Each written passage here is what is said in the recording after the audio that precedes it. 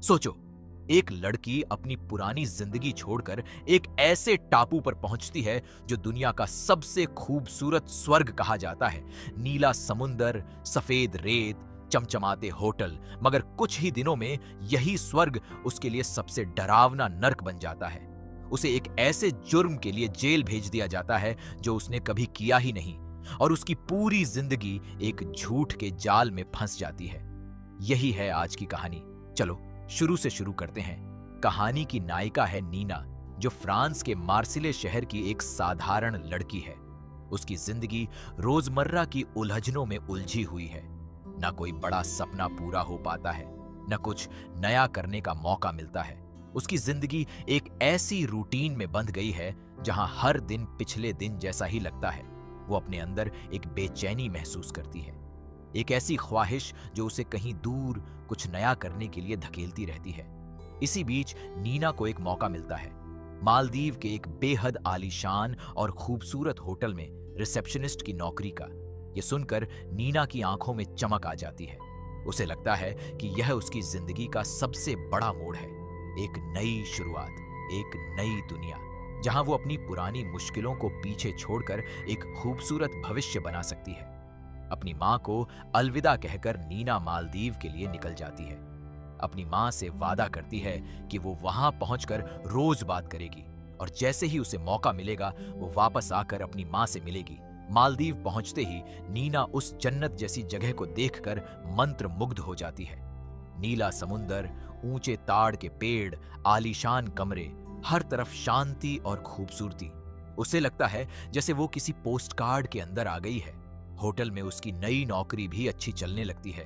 वो अपने काम में दिल लगाती है, मेहमानों के साथ अच्छे से बात करती है, अपने काम को सीखने और बेहतर बनाने की पूरी कोशिश करती है। धीरे धीरे वहां के माहौल में घुलने मिलने लगती है। होटल के स्टाफ से उसकी अच्छी दोस्ती हो जाती है, और कुछ समय के लिए ऐसा लगता है जैसे नीना ने सच में अपनी जिंदगी का सबसे सुनहरा दौर पा लिया है। मगर यह खुशी बहुत दिन नहीं टिकती। एक दिन होटल में एक ऐसी दुर्घटना घटती है जो सब कुछ बदल देती है। होटल के अंदर एक भयानक हादसा हो जाता है, जिससे होटल की साख और उसकी इज्जत पर बहुत बड़ा सवाल खड़ा हो जाता है। होटल के बड़े अधिकारी इस हादसे को संभालने और अपनी इमेज बचाने के लिए एक आसान रास्ता ढूंढते हैं, और वो रास्ता है किसी को बलि का बकरा बनाना। उन्हें जरूरत है किसी ऐसे इंसान की जिसकी कोई बड़ी ताकत ना हो, जिसका कोई बड़ा रसूख ना हो, और इस तलाश में उनकी नजर नीना पर पड़ती है। एक विदेशी कामगार लड़की, जिसका इस देश में कोई अपना नहीं, जिसे आसानी से फंसाया जा सकता है। होटल की एक सीनियर मैनेजर वलेरिया, जो पहले नीना से दोस्ताना व्यवहार करती थी, अब अचानक उसके खिलाफ हो जाती है। वो पहले मुस्कुराकर बात करती थी, सलाह देती थी, मगर अब उसकी आंखों में एक अलग ही ठंडक और दूरी नजर आती है। धीरे धीरे सबूत और बयान कुछ इस तरह तैयार किए जाते हैं कि सारा शक नीना की तरफ इशारा करने लगता है। जिन लोगों को नीना अपना दोस्त समझती थी, वो भी डर के मारे या अपनी नौकरी बचाने के लिए उसके खिलाफ बयान देने लगते हैं। नीना को कुछ समझ ही नहीं आता कि यह सब कैसे हो रहा है। कल तक जो लोग उसके साथ हंसते बोलते थे, आज वो उससे नजरें चुराने लगे हैं।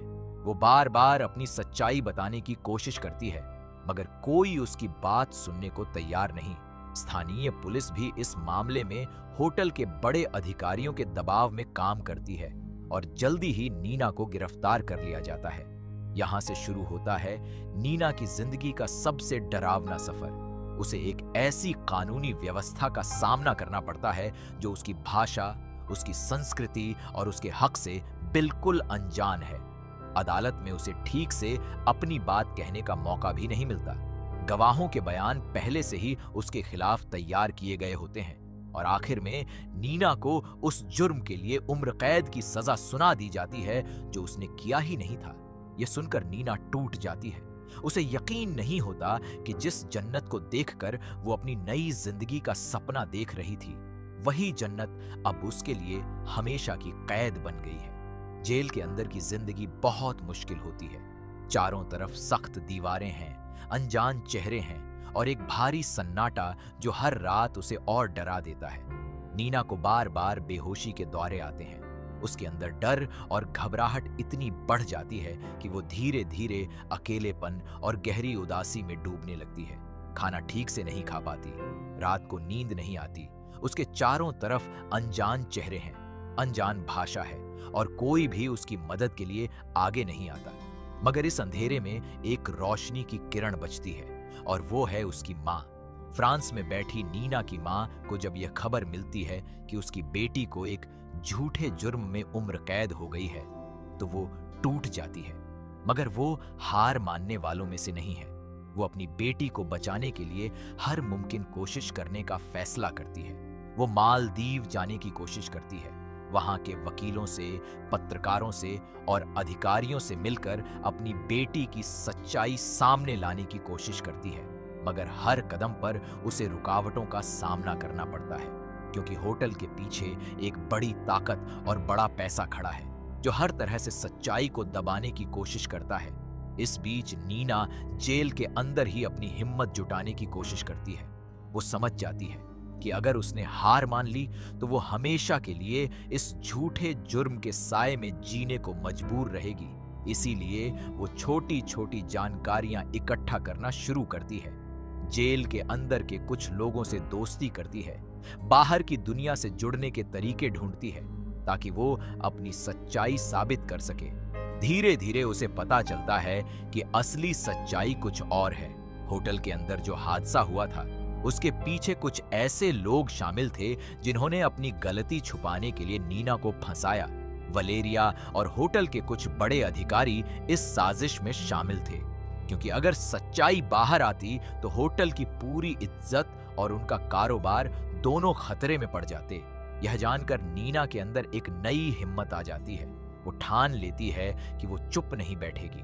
वो अपनी माँ की मदद से और जेल के अंदर मिले कुछ सबूतों की मदद से इस झूठ के जाल को तोड़ने की कोशिश शुरू करती है। यह सफर आसान नहीं होता। हर कदम पर उसे खतरा महसूस होता है। कभी उसे धमकाया जाता है, कभी उसकी माँ को रोकने की कोशिश की जाती है, मगर माँ बेटी की यह जोड़ी हार मानने को तैयार नहीं होती। धीरे धीरे, कदम दर कदम सच्चाई सामने आने लगती है। छोटे छोटे सबूत, पुराने रिकॉर्ड और कुछ ऐसे लोग जो डर के मारे चुप थे मगर अब आगे आने को तैयार हो जाते हैं। ये सब मिलकर एक मजबूत कहानी बनाते हैं जो नीना के पक्ष में खड़ी होती है। आखिर में बड़ी मुश्किलों, बड़े खतरों और एक लंबी कानूनी लड़ाई के बाद सच्चाई की रोशनी इस अंधेरे को चीरने में कामयाब हो जाती है।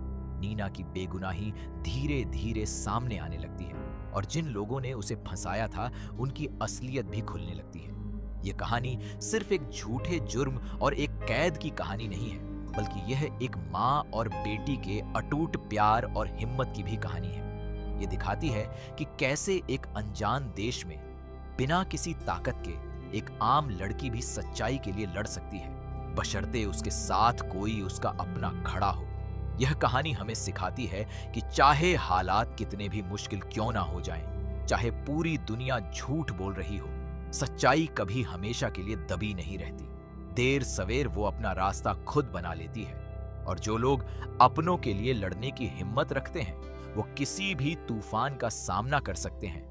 अगर तुम्हें यह कहानी पसंद आई हो तो वीडियो को लाइक करना मत भूलना और चैनल को सब्सक्राइब कर लो ताकि ऐसी ही और दिलचस्प कहानियां तुम तक पहुंचती रहें।